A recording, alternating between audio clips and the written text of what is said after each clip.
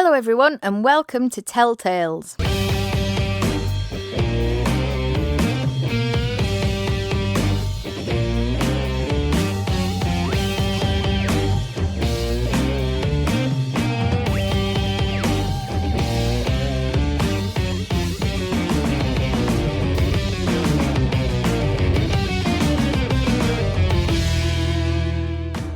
Just in case you didn't know, I'm a touring rock musician, scooting about all over the UK and Europe, playing gigs everywhere. You can find details about my shows, tickets, and grab CDs and things on my website, which is chantelmcgregor.com.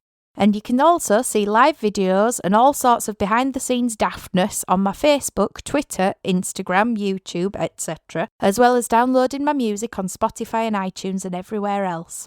So here is my second podcast, which follows on from last month's Christmas podcast a little bit. Thank you for tuning into that, by the way. So it only seemed fitting to have a chat about the next big exciting event, January. Well, more specifically, New Year. Being pious and giving up all sorts of lovely things for a week or two and spending a load of money on tat that we don't need in the Christmas sales. So first things first, I hope you all had a wonderful Christmas and are continuing to have a fabulous New Year. Now, before we get on to our New Year festivities, I've just got to address something that became really relevant to me over the festive period. Christmas jumpers. We did a gorgeous show in Bristol just before Christmas and our drummer, Ollie, bought a Christmas jumper. It had twinkly lights on it and it was from a well-known blue and white shop known for being a slightly more exquisite jumble sale. However, this special Rudolph jumper has a flaw in it.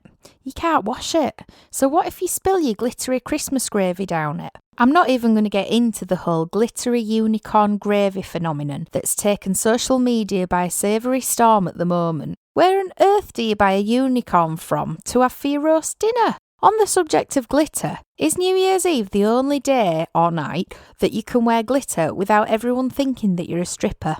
Back to the jumper. I decided you don't want to be stood next to someone who's wearing it in the pub. All that festive Febreze sprayed all over it, masking the stale office party aftershave and spilt beer. It'll flatten head on your pint. Also, I bet the wearers of these Christmas jumpers have got their hands in the pockets.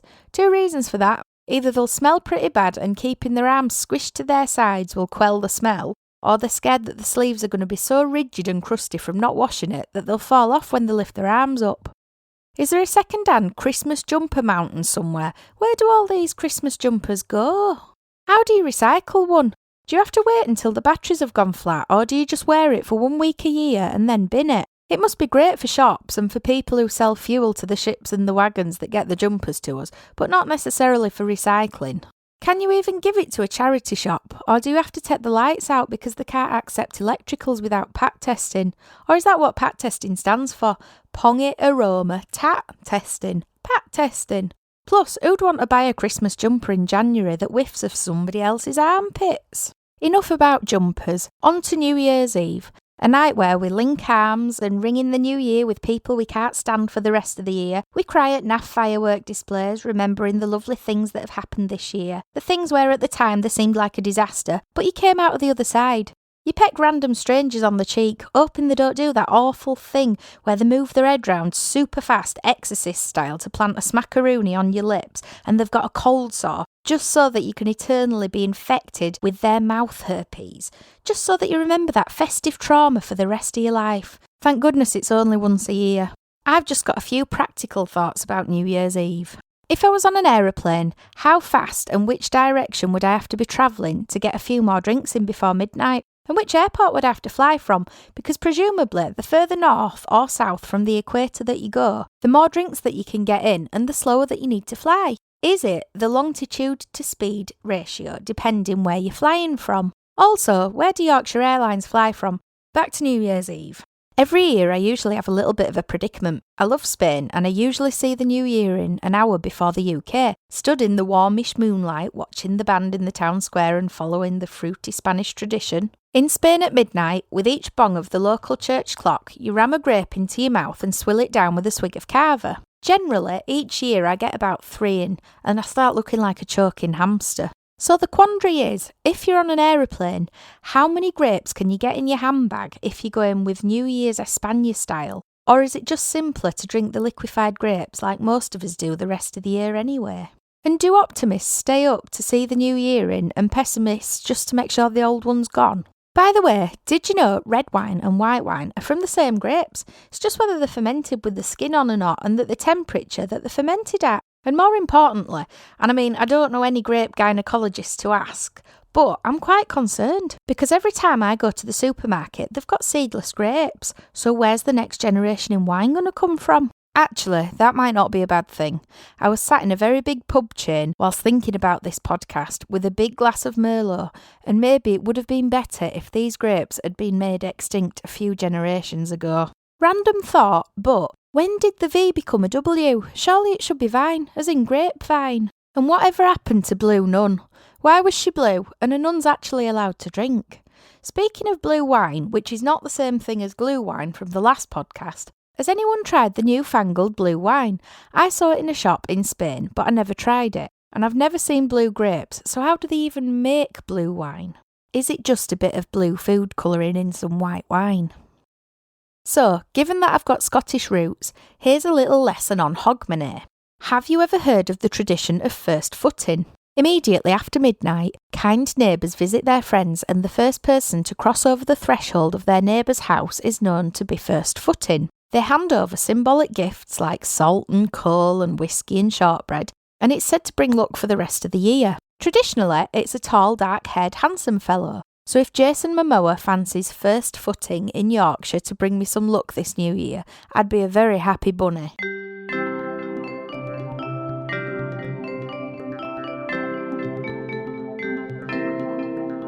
We all know the traditional song Auld Lang Syne, the poem by Robert Burns.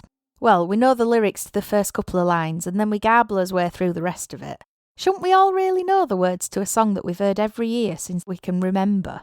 The lyrics basically say that we should be friends with people for the sake of old times. Well, this seems very polite and friendly on the surface, but what if those well-remembered first lines, should old acquaintance be forgot, actually ask the question, should they be forgotten? Was Mr. Burns actually more akin to a more illustrated Mr. Burns? So, the mistletoe's in the bin, wilted, underused, once full of festive promise or just wishful thinking, and we're all facing the music of our Christmas dues. Who you've danced with, who you accidentally declared undying love for, and who you showed photocopies of various body parts to, fiercely apologising to Geraldine in accounts for offending her new hairdo over the karaoke microphone. On the surface, we probably had a very good and eventful night. Speaking of good night, is that why all the pubs stay open late on New Year's Eve? So we all wake up saying, never again, and coming up with our New Year's Eve resolutions. To be fair, I come up with the best New Year's resolution to-do list when I've had a few shandies, but by morning, I don't have the will to fulfil any of them. Alternatively, if you just go out on New Year's Eve and just put never again before everything you did the previous night, does it give you the list for the next day's resolutions? I suppose I should explain a bit about New Year's resolutions, or something that you say to yourself that goes in one year and out of the other. Most often known as a tradition where a person resolves to change a habit or trait or achieve a goal. To get a bit geeky about things, it comes from the Babylonians, who promised their gods at the start of the year to return borrowed objects and pay off debts. I wish a few of my acquaintances would take heed from those Babylonians. The Romans made their promises to the god Janus, hence January. So January comes and we all have great intentions and make our New Year's resolutions to be more assertive, more environmentally friendly, go on a diet, exercise more, drink less booze, stop biting my nails, laugh more, save money, work harder, learn something new, read more books, be a bit less grumpy, be more on time, watch less Neighbours and Grey's Anatomy, make some new friends, and find a bloke that looks like Jason Momoa. So if your resolution is to lose those extra few Christmas pounds, what do you do with all those mince pies, Christmas cake, Baileys, cheese, etc. that you've still got left over from Christmas? Or do you just binge eat it all on New Year's Day so that it's gone and forgotten about, ready to start again on the 2nd of January? And anyway, can't you just make a public resolution something that you already do? Allegedly, we fall down at our resolutions because we set unrealistic goals. Now, I don't consider Jason Momoa to be unrealistic. He looks very real to me. However, a study in 2007 found 88% of resolutions failed. Now, they say these tips will make your goals more achievable. Number 1, be specific. I am. I definitely and specifically want Jason Momoa booze and chocolates. Or maybe I'll just buy better quality booze and chocolates. Number 2. Can it be measured?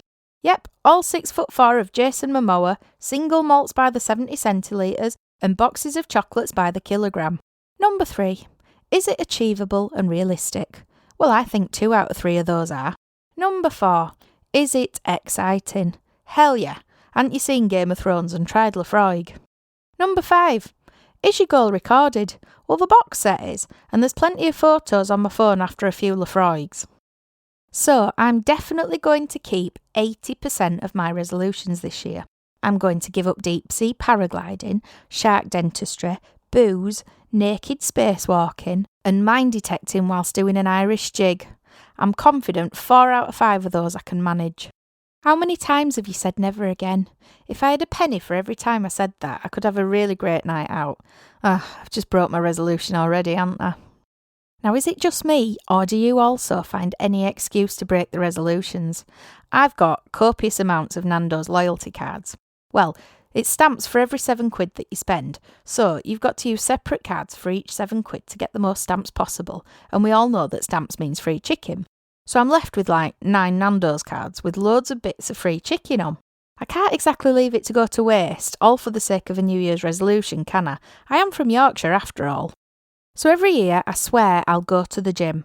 I sign up at the start of January with an annual subscription because it works out cheaper, Yorkshire again. I go 29 times in January when it's heaving and rather annoying, and then that's it for the rest of the year. To be fair, going with them numbers, I've done an average of about 1.8 gym sessions a week for a whole year with my 29 sessions, so that's not really that bad, is it? By the way, for anybody who did think that I was utterly terrible at maths, of which you probably would be right, but I'm not admitting that this time. I did do the calculation of 52 weeks divided by 29 times going to the gym in the first month, equaling 1.79 times a week on average, backwards, just so that I could make myself feel a little bit better that it wasn't actually 29 divided by 52 weeks a year, equaling half a time a week. I used to just buy the exercise DVDs, like Jerry Body Yoga from Spice Girls or Flat Abs with Davina McCall, but since it was the back end of the season of Goodwill, I kindly donated them all to the charity shop.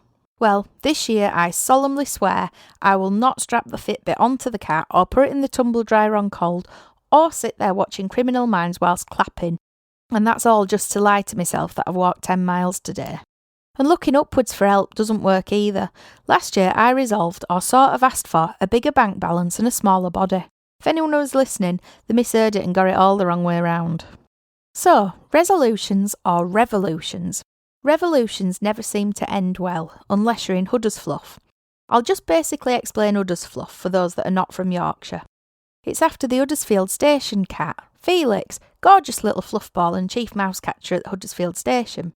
The revolution of Huddersfield, a historic thing that used to end in 2-for-1 cocktails and a giant pizza, but they've changed the menu, so there's no more Huddersfluff revolution.